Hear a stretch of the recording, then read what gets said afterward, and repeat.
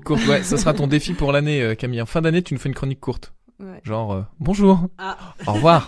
Alors, Et avec, on a déjà le chronique. générique, ça serait le générique de Mission Impossible. Ah ouais. Non. Ouais, je suis chaud. Ah ouais, en fin Non, d'année, non. on lui fait ça.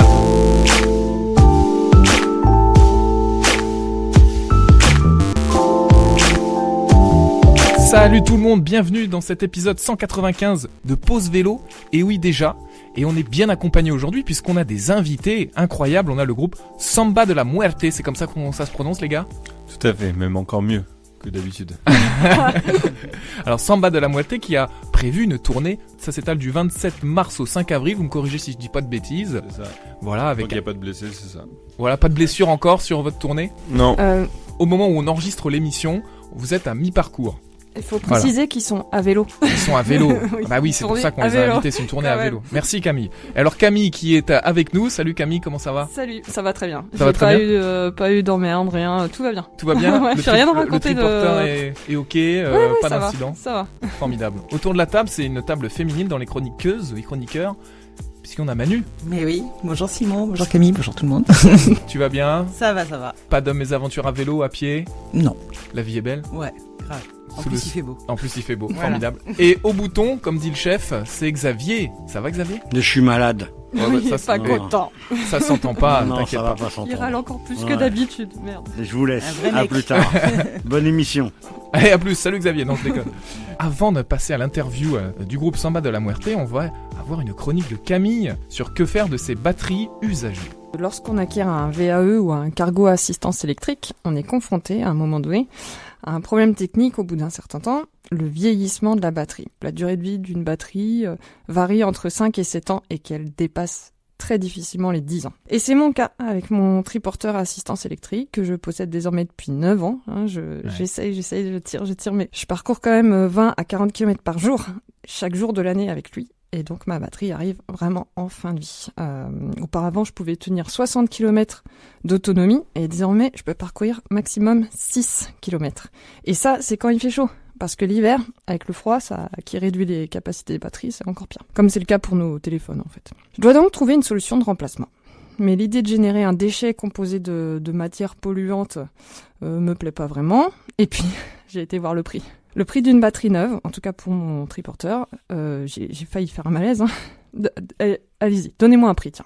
Combien ça peut coûter ? Combien Le prix du vélo. Voilà, Non, le non. prix du vélo. D'une batterie Alors, neuve. 500, C'est le prix du vélo. Non, c'est pas le prix d'un... C'est un 500, cargo, quand même. 500, ouais. 500, tu dis, toi ? Ouais. Bah, le prix du vélo, quoi. Non, le prix du vélo, tu rajoutes... Le prix d'un vélo électrique lambda, c'est Tu ça qu'il veut rajoutes dire. plus.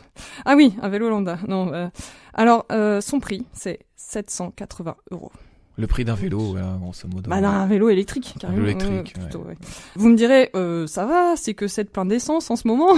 Mais en fait, je trouve ça quand même un peu cher. Donc j'aimerais trouver une solution plus écologique et économique que le rachat en neuf. Elle Je est folle, suis- ta réflexion. C'est que 7 pleins d'essence. Oui, c'est fou, hein. Ah, il y a des gens pour un plein d'essence en ce moment, ils te le rachèteraient ton vélo. Ouais, Ouais. bah ouais. Mais oui, mais bon, faut être motivé, hein, parce que c'est un peu physique. Donc pour commencer, de quoi est composée une batterie, tiens? De lithium. Pour Ouais, celles qui- c'est bien. Voilà. Le premier de la classe. Alors, une batterie est composée déjà d'une carte électronique, mais de cellules de lithium. Donc, c'est un assemblage de piles cylindriques qui fournissent la puissance et la performance. Et, bonne nouvelle, il existe des entreprises qui proposent le reconditionnement de vos batteries. Il suffit de leur envoyer votre vieille batterie avec son chargeur. Elles vont tester les cellules, remplacer celles qui sont défectueuses, et elles se chargent aussi de leur recyclage. Elles vont ensuite réaliser un calibrage de l'ensemble et vous renvoient votre batterie ressuscitée en quelques jours seulement. Et en plus, tout est fabriqué en France. Alors parfois, les cellules sont récupérables. C'est-à-dire qu'elles ont une tension suffisante pour permettre une charge manuelle qui permet de rééquilibrer manuellement chaque groupe de cellules. Si elles sont trop HS ou anciennes, avec une tension trop basse pour une charge manuelle, alors il faut les remplacer complètement. Et je pense que c'est le cas pour ma vieille batterie. Le fait qu'elle conserve le câblage, la coque, la carte électronique, les autres composants, ça permet de réduire le coût comparé à du neuf. Donc ces entreprises proposent deux types de solutions. Soit un reconditionnement pour les batteries dites fonctionnelles, donc âgées de moins de 5 ans, avec le remplacement des cellules les plus faibles ou le recalibrage des tensions. Donc ce que je disais juste avant, là, des cellules qui ont encore un peu de tension. Et là, le tarif varie entre 50 et 200 euros selon le nombre de cellules réparées, pour une batterie plutôt classique. Moi, je pense que la mienne, elle est particulière. Il faut une certaine puissance pour quand même tracter un cargo de 60 kg. Donc soit elle propose un remplacement des anciennes cellules par des cellules de dernière génération, et cela redonne à votre vélo une seconde jeunesse, littéralement, puisque en 10 ans, ça a vachement évolué, la mécanique. Enfin, la technologie plutôt. Étant donné l'âge avancé et la sollicitation intense que j'ai pu imposer à la batterie de mon triporteur, donc je pense que je fais partie de celles qui ont toutes les cellules à remplacer. Et donc j'ai obtenu les tarifs. Donc ça correspondrait à ce qui est plus cher du coup, puisqu'il y a tout à remplacer. Les tarifs qui correspondent à mon modèle et son ampérage. Donc rappelez-vous, neuf, ça me coûtait 780 €. Eh bien, pour un reconditionnement au même ampérage d'origine, elle me coûterait 380 €. Ah oui, soit 400 € de moins. Soit plus que 4 pleins. Voilà, c'est ça. Alors, c'est quand même très valable. Par curiosité, j'ai demandé aussi les tarifs avec des cellules boostées, enfin avec des ampéreurs supérieurs à l'ampérage d'origine, puisque maintenant ça a évolué, autant en profiter, quitte à tout refaire. Qui me permettrait une autonomie jusqu'à 70 km au lieu de... Pardon, 60. Plus de 70 km. Actuellement, ça me permettrait de faire 70 km. Pardon. Donc selon les reliefs, la pression des pneus, etc., etc. Donc pour 70 € de plus, j'aurai une autonomie jusqu'à 90 km. Pour 170 € de plus, j'aurai une autonomie jusqu'à 100 km. Donc je pense que je vais me tourner vers la solution intermédiaire, avec soit 450 € pour une autonomie supérieure à l'origine, mais quand même 250 € moins cher que du neuf au même ampérage qu'il y a 9 ans. Sachant qu'il y a quand même des petits avantages, elles sont garanties d'office 2 ans, avec un SAV garanti jusqu'à 5 ans après la date de fabrication. Donc voilà, il y a des solutions plus écologiques et économiques. Et je vous donne rendez-vous pour la suite, au prochain épisode, lorsque j'aurai reçu et essayé ma nouvelle batterie. Super, merci Camille, on a hâte de découvrir tes nouvelles aventures avec des batteries. Voilà. Alors, on est de retour en plateau avec le groupe Samba de la Muerte. Alors, au moment où on enregistre, vous êtes à la moitié du parcours. Alors, les gars, présentez-nous un peu votre groupe. Samba de la Muerte, c'est un groupe qui a à peu près... c'est un projet musical qui a une quinzaine d'années maintenant. Donc je suis le constructeur, le bâtisseur de ce projet qui est, on en parlait, à géométrie variable, on va dire, depuis le début. Ça a évolué, la musique de Samba de la Muerte, c'était très très folk au début parce que j'avais juste une guitare et j'ai enregistré un premier EP comme ça qui a plu à des gens et puis on a monté un groupe avec des amis à Caen. Ensuite, voilà, ça a évolué, les formations évoluent au fur et à mesure des albums. Et là, on est à notre 4e album. Il y en a eu un pendant le Covid qui a pas trop compté, mais voilà, c'est le Ornament, le dernier album est sorti en 2023 et avec Nils, on l'a composé en grande partie dans l'Orne et Martin aussi qui est là aujourd'hui, qui nous a rejoint sur le live.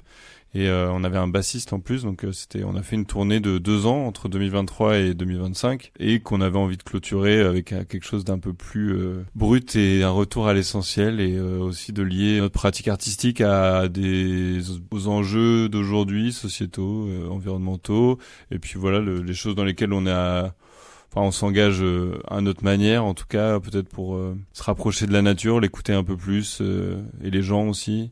Les humains, faire un peu plus attention à ce qui nous entoure. Globalement, c'est un peu le message de Ornament, de toutes ces petites choses auxquelles on doit faire très attention pour qu'elles puissent perdurer. Voilà, c'est un peu ça, Soundbike. Alors vous êtes un quatuor normalement, si je ne m'abuse, un quatuor normand. On a tourné pendant 2 ans à 4 et là on est plus que tous les 3. Il y avait pas assez de vélos de toute façon. Donc, Et là vous avez quel instrument du coup avec vous? Voilà. On a réduit un peu, normalement c'est un groupe assez électrique, mais là du coup on joue globalement acoustique. Sans électricité, sauf quelques batteries. Et donc moi j'ai mon accordéon et un petit synthé à pile avec une petite enceinte Bluetooth. Martin, toi t'as une batterie de voyage qui tient dans un seul sac. Et puis Adrien, il a une guitare. Et puis on chante. Bah voilà, tout ça pour faire un groupe. Voilà. Ouais, c'est ça, revenir à quelque chose de très brut et ressentir ça aussi, nous, cette émotion-là, quoi. Juste plus de pouvoir jouer. Moi j'en rêve un peu depuis un moment, de pouvoir jouer n'importe où. C'est toujours une grosse artillerie, quoi, de partir en tournée, monter dans un camion avec tout le matos. On a une émission de radio sur le vélo, vous l'avez compris. Qu'est-ce que vous faites votre tournée à vélo? Qu'est-ce qui vous a amené à choisir le vélo comme mode de locomotion? Vous allez en faire le train, la voiture, à pied, que sais-je, le skateboard? Je pense qu'il y a eu pas mal de raisons, mais notamment Gildas, qui est pas avec nous malheureusement, qui est mécanicien à la Maison du Vélo, mais qui est aussi artiste, musicien et puis poète. et qui travaille depuis des années, depuis les débuts de Samba de la Muerte avec Adrien à la coécriture de la plupart des textes. Il a beaucoup influencé l'idée de monter cette tournée à vélo auprès d'Adrien. Cette tournée n'aurait pas pu exister sans la maison du vélo à Caen, en fait. Moi, j'ai eu cette idée-là avec l'envie de sortir du camion, de débrancher l'électricité et ralentir, se rapprocher des gens et vraiment de la nature, quoi. De pouvoir trouver une bonne raison de la traverser et d'aller faire des concerts. Se demander si c'est possible de faire un concert tous les 15 km et que ça intéresse du monde. Et en fait, quand j'ai envoyé le premier mail à, 50 lieux que j'avais un peu identifié, j'ai vite reçu des retours positifs et la tournée s'est montée comme ça sur 10 jours. Et moi, j'adore le vélo. Avec Gildas, on fait beaucoup de vélo. On se promène, en fait, souvent vers l'Orne. On part de Caen et je trouve ça fou en fait de pouvoir ce rythme-là. Enfin là par exemple, quand on traverse la campagne, il y a les animaux, les oiseaux qu'on entend, les moutons qui viennent nous parler. Les moutons qui vous parlent. Je trouve qu'ils nous parlent, ouais. Dès qu'on passe, il y a des moutons, ils causent quoi. En tout cas, et après ils veulent peut-être à manger, mais je veux pas les réduire qu'à ça. Et je pense qu'ils ont des choses à dire. Et là aujourd'hui, c'était vraiment les oiseaux quoi, genre non-stop et c'est cette émotion-là, c'est cette sensibilité-là que nous on a, qu'on partage tous les 5 parce qu'on est aussi accompagné de Alice Dufay qui est illustratrice, qui dessine la tournée et donc on partage ça en fait, juste cette sensibilité-là. Donc après nous on se déplace, les gens nous voient, on raconte ça aux gens, on va raconter des choses pendant le concert. Là on voit bien l'émotion que procurent certains morceaux du concert où moi, je raconte des choses aussi sur mon lien avec la nature, le fait de la défendre, de l'écouter, tout ça. C'est juste ça. Et après, voilà, je me disais, qu'est-ce que ça laissera aux gens? Je sais pas. Mais en tout cas, on veut juste partager à notre niveau une sensibilité, quoi. Ouais, est-ce que ça vous a ouvert d'autres inspirations pour des prochaines chansons, en tout cas, ouais, ça va. Ça vous t'a retenu un petit peu. Pas là, j'ai pas écrit une chanson sur la route là, mais. Ça m'a permis de jouer des chansons. Les 2 premières du set sont des nouvelles chansons qui sont justement faites avec cet instrumentarium-là, alors qu'on sort d'un disque très dub rock qui n'a rien à voir. Donc là, ça permet juste de dire ok, ils vont exister, ils vont sortir à la fin de l'année avec le carnet de voyage d'Alice, je pense. Il y a aussi des choses très pragmatiques qui se passent. C'est vrai quand on est musicien, qu'on joue dans la musique actuelle. En fait, on passe notre temps dans des camions, dans des équipements adaptés aux voitures et aux camions. C'est-à-dire qu'on arrive, on mange sur une autoroute, on arrive dans une salle de concert, il y a un parking exprès, même l'entrée est faite exprès pour qu'on puisse décharger exactement de la bonne manière. On finit notre concert, on recharge le camion, on part à l'hôtel, tout est fait pour pouvoir se garer dans l'hôtel de la bonne manière. Enfin, tout est adapté en fait à la voiture. Et en fait, c'est hyper fatigant par plein d'aspects. C'est une vision hyper rapide, assez consumériste, je trouve. Et c'est vrai que voilà, on a fait quand même une 50aine de concerts 2023, 2024, 2025. Et je pense qu'il y a une fatigue aussi qui s'est accumulée, on peut pas le nier. Et là, il y a un truc hyper fort, très pragmatique, hein, c'est pas spirituel du tout, mais et ça pourrait l'être aussi. Mais je veux dire, on prend le vélo le matin. Et juste on fait un peu de sport, on prend le soleil, on regarde la nature, on va à 15 km, on a déjà l'impression de vivre une aventure dingue en fait. On voit les paysages changer, on a vu la différence entre rien que la différence entre falaise et coucher, on voit c'est pas du tout les mêmes paysages. On prend la voiture, tu vas sur l'autoroute, tu vois pas les paysages défilés, tu vois pas la différence. Tu vois peut-être la différence quand tu vas dans le sud, tu dis ah tiens c'est le sud, voilà, mais en fait c'était à 1000 km quoi. Alors qu'en fait entre des paysages, entre chaque terroir, il y a énormément de différences que tu peux pas soupçonner si tu prends pas le temps de marcher ou de faire du vélo. C'est fou ce que tu es en train de dire. Tu es en train de dire que c'est plus fatigant de faire une tournée en camion qu'à vélo, alors que c'est physique. On est à peu près convaincus là, je pense. Ouais. Enfin, on en était convaincus avant. C'est la fatigue nerveuse et psychologique.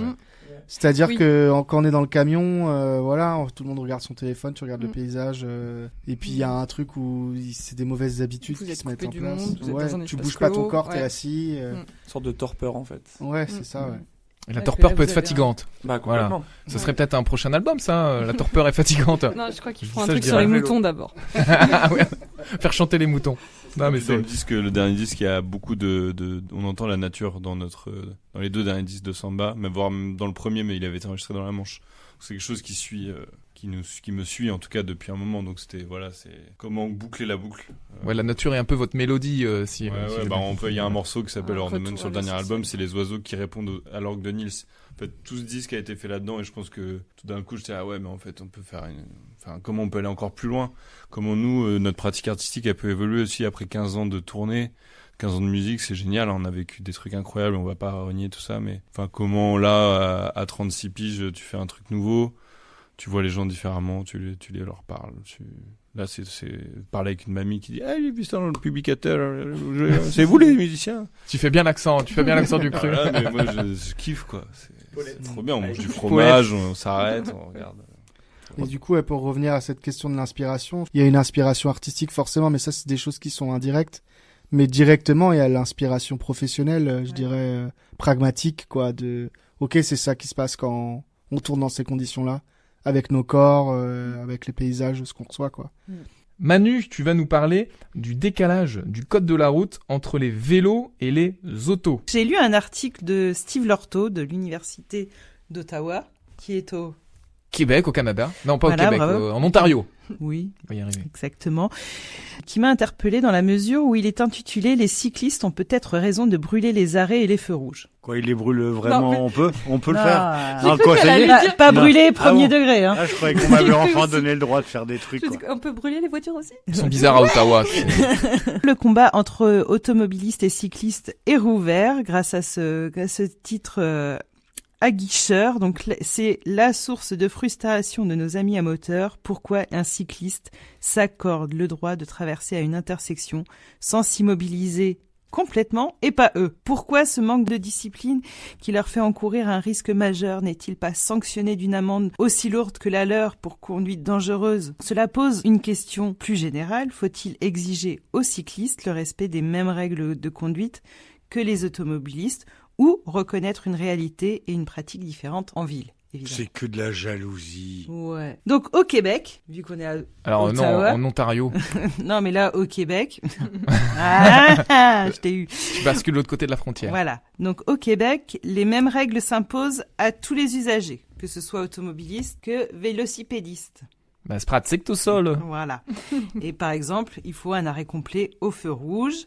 La loi les traite de manière égale en théorie, mais évidemment, en pratique, l'application varie selon les contextes et les comportements, à savoir si c'est dangereux ou pas. Cette égalité est toutefois trompeuse. Les risques associés aux différents moyens de transport sont incommensurables. Une voiture qui brûle un feu rouge peut engendrer un accident grave qu'un cycliste qui brûle un feu rouge. Les dommages sont normalement moindres. Normalement, ça le fait. Hein, il y a pas Ouais. de mort, il y a pas de blessés graves ou Ça dépend si le cycliste Ou- c'est Mika ça dépend le qui cycliste. roule comme un cinglé. Oui, il peut tuer quelqu'un. voilà. Et oui. De plus, l'efficacité du vélo dépend du maintien également de la vitesse. L'arrêt tous les 150 mètres décourage les usagers au détriment des avantages pour la santé, l'environnement et le trafic.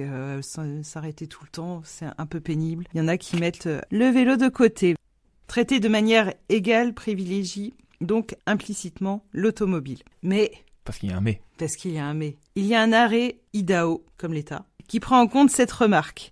Depuis 1982, les cyclistes peuvent traiter un panneau d'arrêt ou céder le passage et un feu rouge comme un stop. Évidemment, des règles s'appliquent pour ne pas tomber dans le chaos, priorité aux voitures qui précèdent, engagement quand intersection libérée, etc.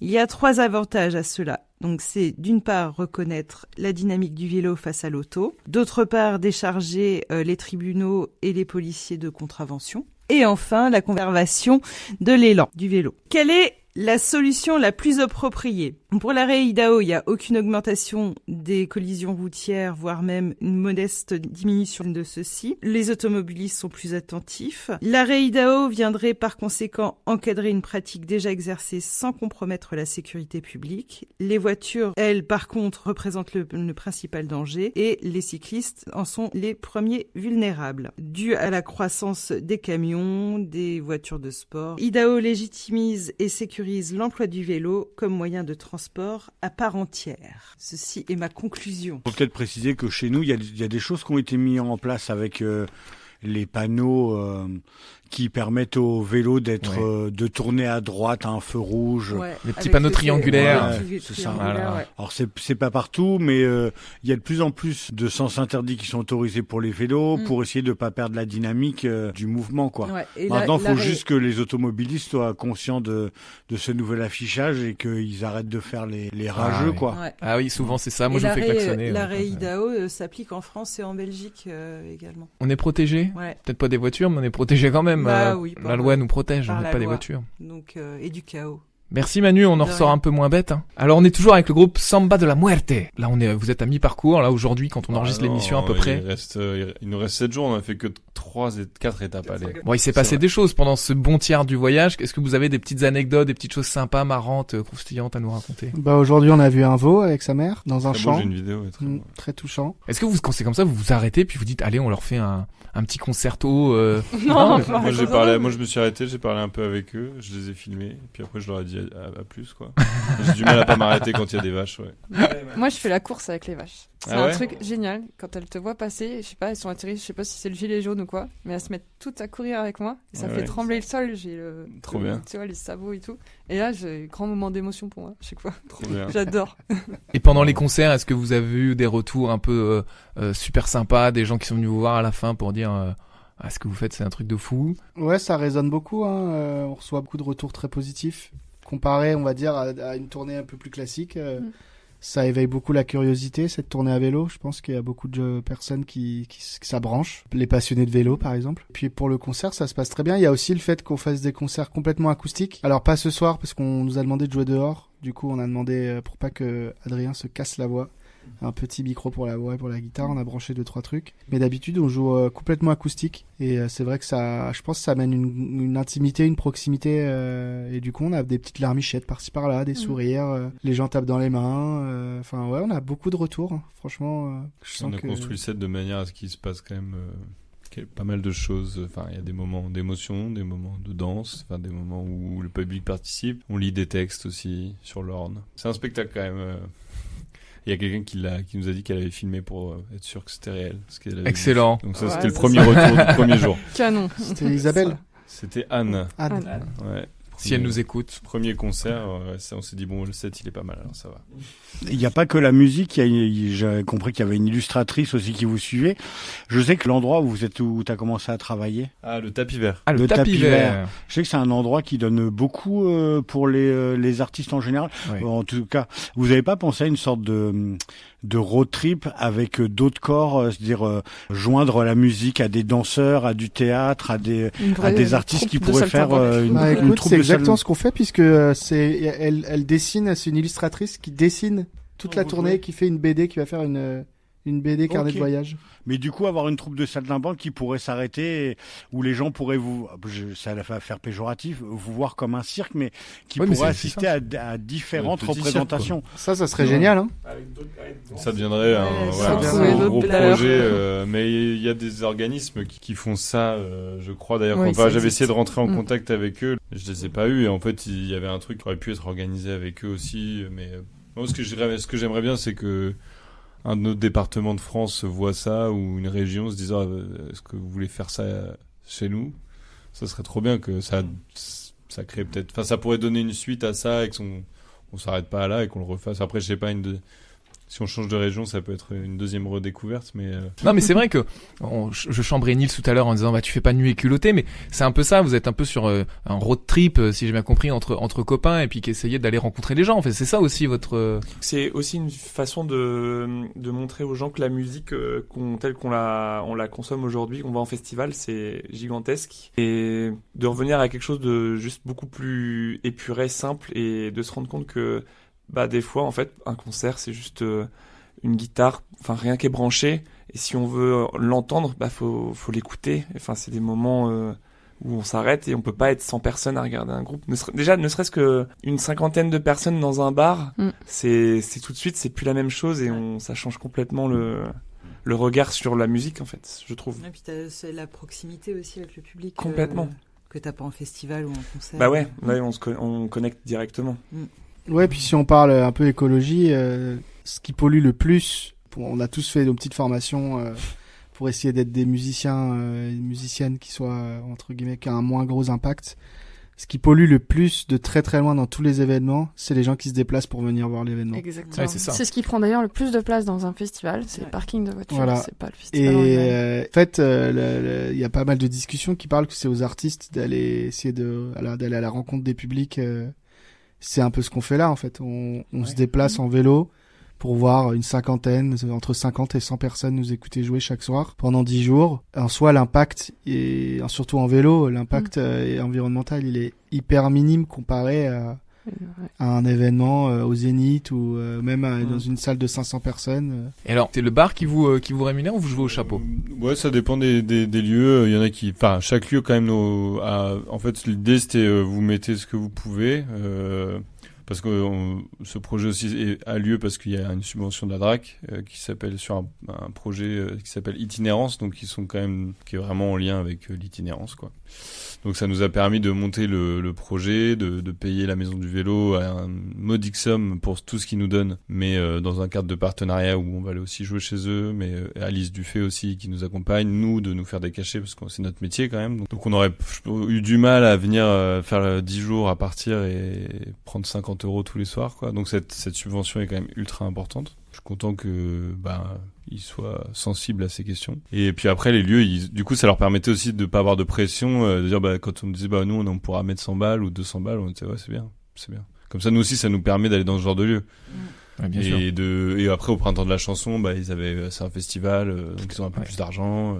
Donc nous ça met dans une cagnotte où après tout le monde repartira aussi payé pour ça et donc c'est important. Ce qui est important parce que pour vivre et pour continuer vos projets, c'est ouais, c'est important ça, d'avoir, c'est aider à la création. En tout cas là, c'est dans un cadre aussi de médiation culturelle, cet appel à projet là et ça se fait. Enfin, c'est de faire des projets de médiation sur du temps long comme ça. Là, ça dure 10 jours. Après, on n'est pas à faire des ateliers avec les gens. Enfin, il y a des ateliers de réparation vélo à chaque concert, mais c'est dans la discussion, c'est dans le partage avec le public que tout ça se passe. Donc c'est vraiment un super moment, quoi.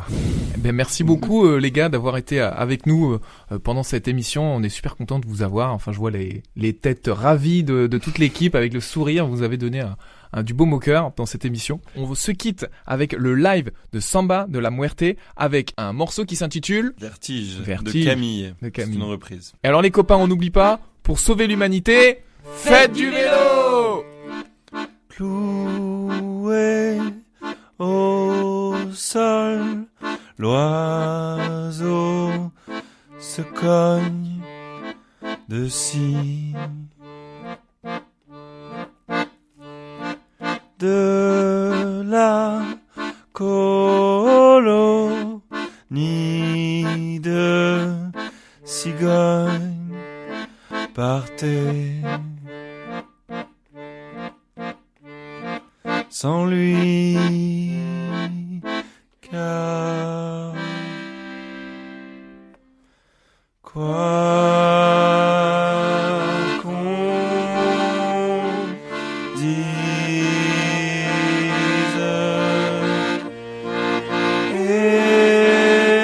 étonnant vos numéros de voltige.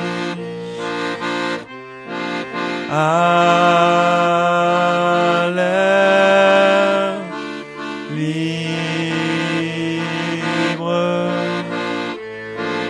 les oiseaux ont eux aussi le vertige. Cloué d'alcool, que fait cet homme clopin?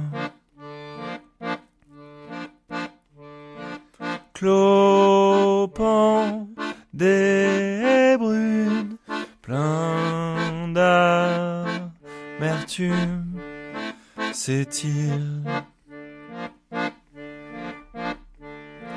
seulement que quoi qu'on dise,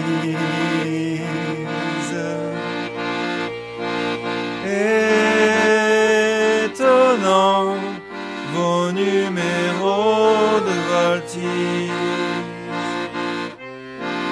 à l'air libre, les oiseaux